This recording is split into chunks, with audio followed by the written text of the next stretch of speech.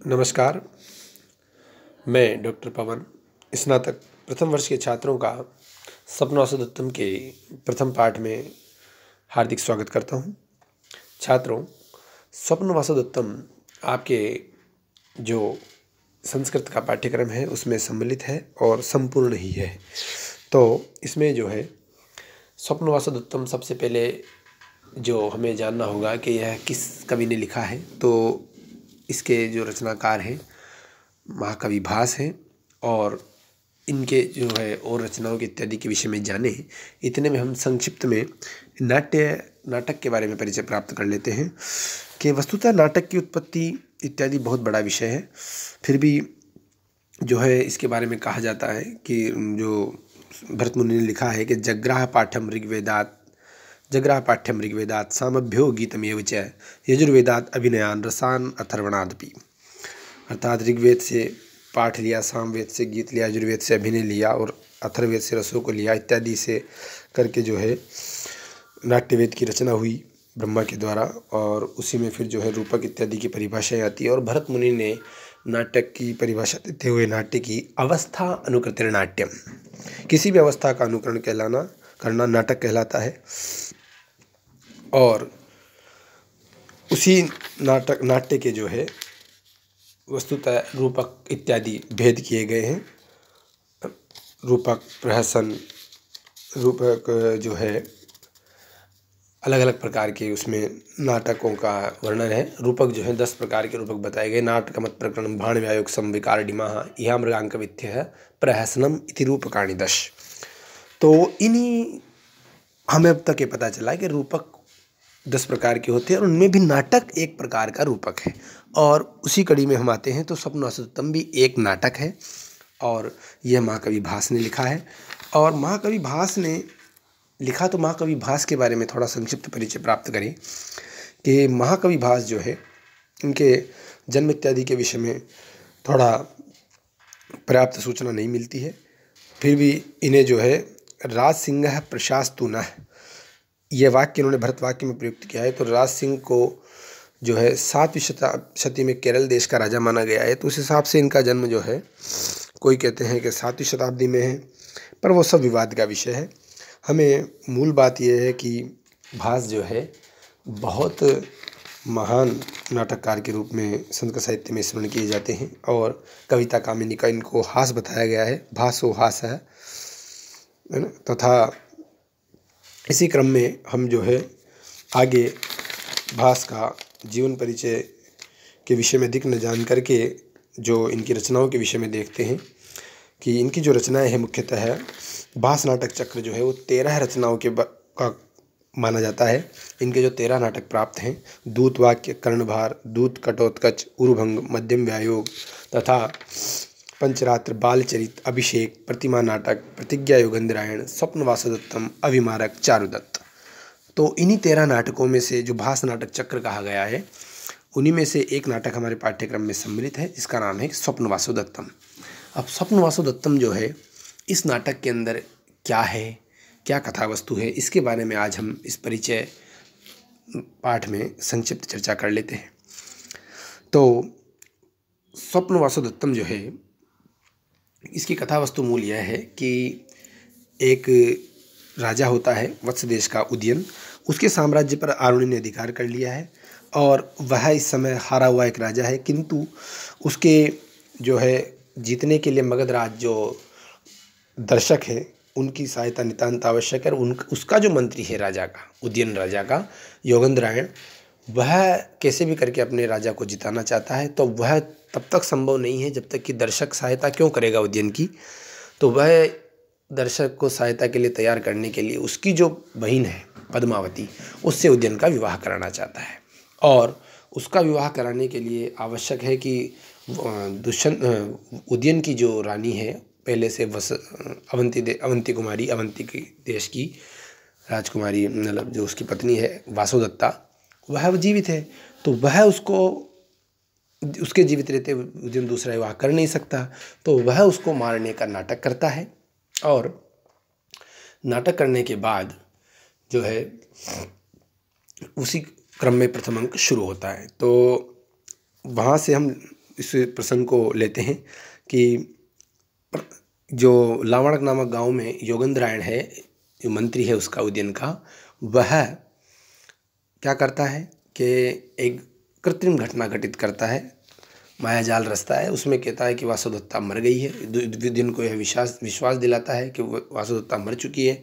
अब उदयन जो है बहुत दुखी है और रुमणवान नाम के एक और मंत्री को, राजा को ढांढस बंधाने के लिए वह छोड़ता है और स्वयं जो है वासुदत्ता को अपने बहन मान करके एक धरोहर के रूप में वहाँ रखने आता है, जहाँ की पद्मावती जो राजकुमारी है मगध देश की, वह जन सुनवाई के रूप में या लोगों के अभाव सुनने के लिए वन में आई हुई होती है। तो यह प्रथम अंक का दृश्य होता है और तभी वहाँ से आवाज़ आती है कि जो है हटो हटो, अरे मगध की राजकुमारी यहाँ पर लोगों का समस्याएं सुनेगी। तभी वह कहता है योगेंद्रायण कि यही अवसर सही है। वह वहाँ बात रखता है और कहता है कि यह मेरी धरोहर है, आप इसे अपने पास रखिए है राजकुमारी। तो वह वासुदत्ता को जो है पद्मावती के पास ही धरोहर के रूप में रख देता है, ठीक है। और तब वहाँ से वह चला जाता है। उसके बाद जो है द्वितीय अंक में क्या होता है कि पद्मावती भी उदयन के गुणों पर आसक्त होती है, जो है, और उसी क्रम में जो है वहाँ पर योगेंद्रायण के प्रयास से और उदयन के साथ पद्मावती का विवाह निश्चित हो जाता है।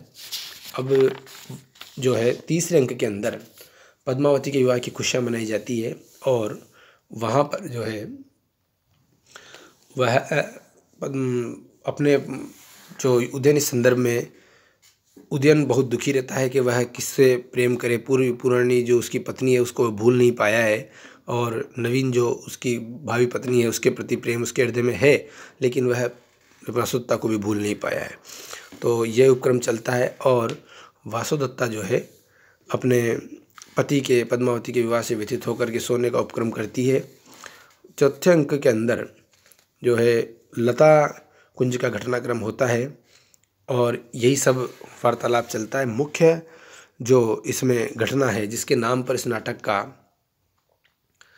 स्वप्नवासोत्तम नाम रखा गया है, वह यह है कि पद्मावती सिर दर्द से पीड़ित होती है और समुद्र ग्रह जो है ऊपर एक सोने का स्थान, वहाँ पर वह उसको कहा जाता है कि वहाँ वह लेटेगी। अब वहीं पर पास में जो है वासुदत्ता आती है और ये सोचती है कि पद्मावती यहाँ सो रही है, तो यह सोच करके उसके पास जो है वह लेट जाती है, जबकि वस्तुतः वहाँ पर वो पद्मावती नहीं सो रही होती है, उदयन सो रहा होता है। और वह नींद में एकदम से वासुदत्ता का हाथ पकड़ लेता है और कहता है स्वप्न में जो कि अरे वासुदत्ता कहाँ जा रही हो। वह उठ के एकदम से जाना चाहती है, तो स्वप्न में वासुदत्ता का दर्शन होना और यथार्थ में भी वासुदत्ता का हाथ पकड़ लेना, जबकि वह अभी तक उसके लिए मरी हुई है। और एक तरह से जो ये घटना होती है जो है ये बहुत विचित्र घटना होती है। इस 5वें अंक में यह घटित होती है, तो उसी के आधार पर इस नाटक का नाम स्वप्नवासोत्तम रखा गया है। और इसमें इस सारे उपक्रम में विदूषक भी बीच बीच में अपनी बातें रखता रहता है, जिसका नाम कि वसंतक होता है। 6वां जो अंक है इसमें इस नाटक का पर्यवसान हो जाता है और 6 अंक जो इस नाटक में है तो ये अंतिम अंक होता है इसका। और संग्राम में विजय होने जब आरुणि क्या होता है कि महाराज मगध नरेश दर्शक की सहायता से रुमणवान जिसका मंत्री होता है उदयन का, वह आरुणि जो वत्स देश पे जिसने साम्राज्य पे अधिकार कर लिया था उदयन के साम्राज्य पे, उस पर चढ़ाई करने जाता है। और वहाँ पर विजय होने के बाद उदयन जो है घोषवती वीणा जो कि वसुदत्ता को बहुत प्रिय थी, वह कहीं से मिल जाती है। उसे देख करके पुनः वह 6ठे अंक में विलाप करने लगता है। मतलब ये स्थिति वहाँ की है कि राजा को पुनः राज्य प्राप्त हो जाता है और वापस वह वासुदत्ता को पुनः स्मरण करता है। तो इतने में वासुदत्ता की जो धाय है वह उसके द्वारा एक कंचुकी और वासुदत्ता की जो धाय माता होती है वह वासुदत्ता का चित्र पुराना बना हुआ उदयन के पास उसके स्मरणार्थ उसकी वासुदत्ता की माँ की ओर से उपहार स्वरूप भेजा जाता है। तो वह देख करके जब पद्मावती पास में बैठी होती है तो वह कहती है अरे यह तो मेरे इस प्रकार की होती तो किसी ने धरोहर के रूप में मेरे पास रख रखी है, जिसका नाम अवंतिका बताया हुआ है। तो राजा उसे बुलाने के लिए आज्ञा देता है इसी बीच में योगेंद्रायण भी आ जाता है और अवंतिका के वेश में वासुदेवता वहाँ लाई जाती है, तो उसकी जो दाई होती है जिसका नाम की वसुंधरा होता है वह उसको पहचान लेती है और इस पर राजा की आज्ञा से उसका घूंघट हटाया जाता है। अवसर देख करके जो है योगेंद्रायण भी अपना जो मुनिवेश होता है जिसमें कि वह पद्मावती के पास वासुदेवता को धरोहर के रूप में रखता है, अपना उद्घाटन कर देता है और राजा का जय घोष करता है। इस तरह से राजा से समय याचना करता हुआ योगेंद्रायण रहस्य का उद्घाटन करता है कि किस तरह से उसने अपने स्वामी के कल्याण के लिए सारी योजना बनाई थी। और इस सब के बाद जो है भरतवाक्य के साथ नाटक की समाप्ति हो जाती है। तो जो 6 अंक का जो नाटक हुआ मूल, इसका सार यह है कि स्वप्न में वासुदेवता को देखना और उसका यथार्थ में उसका प्राप्त होना, साथ में एक राजा का जो खोया हुआ राज्य प्राप्त करने के लिए किस तरह से एक पत्नी का त्याग होता है और किस तरह से एक आदर्श मंत्री का यहाँ पर चित्रण किया गया है। और उसका जो उसी समय पद्मावती का भी जो है एक सौत होने के बावजूद जिस तरह का व्यवहार इस नाटक में है वह बहुत ही सुंदर वर्णन किया गया है। और रंगमंच की दृष्टि से और काव्य कला, नाट्य कला जो कि भास की इसमें बहुत अच्छे तरीके से निखर कर सामने आई है। तो छात्रों, आप इसका ये संक्षिप्त परिचय हुआ। मूल जो है नाटक अध्ययन हम करेंगे अगले पाठ में, तथा आपको ये ध्यान होना चाहिए कि 6 अंकों का मूल ये नाटक है। मुख्य पात्र जो हैं उदयन जो कि वत्स देश का राजा है, वासुदेवता जो कि उदयन की पत्नी है, स्वीय नायिका है तथा अवंती देश की राजकुमारी थी जिससे इसका उदयन का विवाह होता है। साथ में पद्मावती इसके नाटक की दूसरी नायिका है जो कि मगध नरेश दर्शक की बहन है, तथा योगेंद्रायण जो है उदयन का मंत्री है, राजनीति में चाणक्य के सदृश है, तथा वसंतक जो इस नाटक का विदूषक है। तो इस तरह से यह नाटक का जो है सामान्य कथानक हुआ। अगले वीडियो में हम इसका अध्ययन आरंभ करते हैं। बहुत बहुत धन्यवाद। जय तु भारतम, जय तु संस्कृतम।